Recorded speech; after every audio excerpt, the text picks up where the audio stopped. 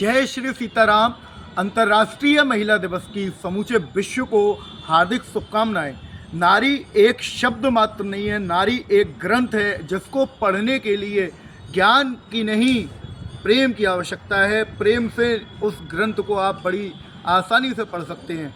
आइए चलते हैं, आज अंतर्राष्ट्रीय महिला दिवस है तो आज एक ऐसी रोचक कथा पर चलते हैं, जो कथा नहीं जो सत्य है। आज उस सत्य से सबको अवगत कराने के लिए बाबा की कृपा हुई है जो आज मैं बोल रहा हूँ। ये कहानी है एक उस बेटी की, जो एक पत्नी की, एक माता की और एक वीरांगना की। उस कहानी की शुरुआत होती है 1999 कारगिल वॉर ऑपरेशन विजय के तहत। भारत जब पूरे अपने आर्थिक संकट से जूझ रहा था, उसी समय पाकिस्तान ने गद्दारी करते हुए जब कारगिल का युद्ध छेड़ा, तब हमारे देश की बेटी कैप्टन यशिका त्यागी जी, उनके जीवन की एक कहानी है कि उनके पेट में एक नन्ही जान थी, साथ में एक छोटा सा बच्चा, और वो वीरांगना ऑपरेशन विजय में सक्रिय रूप से कार्य करते हुए देश के लिए अपना सर्वोच्च योगदान दे रही थी।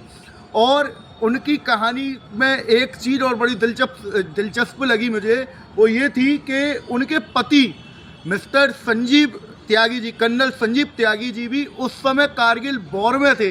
यानी कहने का मतलब ये है कि पूरा परिवार कारगिल वॉर में इन्वॉल्व था। पति कर्नल संजीव त्यागी जी, वो स्वयं कैप्टन यशिका त्यागी जी, और उनके पेट में एक नन्ही सी जान, वो भी उस युद्ध की भागी थी।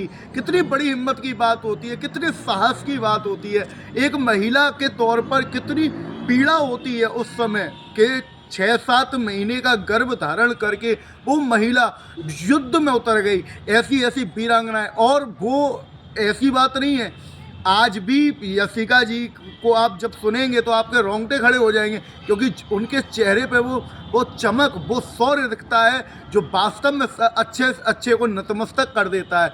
तो हमारे देश में जो वीरांगनाएं हुई हैं उनके बारे में तो कहना, जितना कहा जाए उतना ही कम है। ये भारत की मिट्टी ऐसी है, और महिलाएं भारत की मिट्टी से मतलब नहीं, पूरे विश्व में भारत तो प्रधान रूप से इसलिए भारत को बोला जाता है क्योंकि भारत में नारी को सर्वोच्च माना गया है।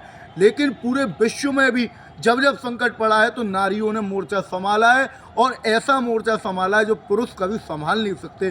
देखिए, एक माता के तौर पे उनके कर्तव्य थे कि नन्ही सी जान उनके पेट में थी। एक पत्नी के तौर पे कर्तव्य भी था, लेकिन उन्होंने सबसे ऊपर जो कर्तव्य निभाया वो अपने देश के लिए प्रति निभाया। उन्होंने एक सैनिक का कर्तव्य निभाया, क्योंकि उनकी जो ड्यूटी थी वो ऐसी थी कि सेना को गोला बारूद, राशन इत्यादि से भरपूर करना, और यहाँ तक कि कोकीन, जो जिनमें सैनिक जो जवान हमारे शहीद होकर लौट के आ रहे थे, वो कोकीन तक तैयार कर रही थी, और ना जानते हुए भी वो सब पे साइन कर रही हैं। उनमें हो सकता है कि एक उनके पति का भी कोकीन हो।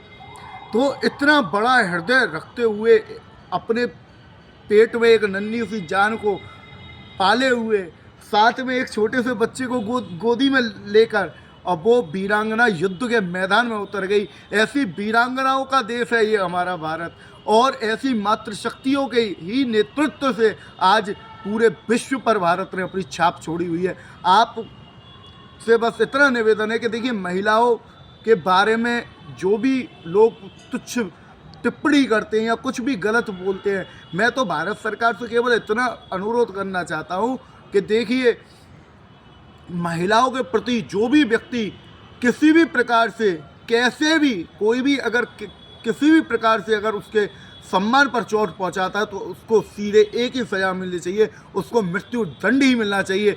100-200 मृत्यु दंड मिल जाएंगे तो इस देश में समझ आ जाएगा कि महिलाओं का अपमान करने की जो सज़ा होती है वो सीधे मृत्यु दंड होती है।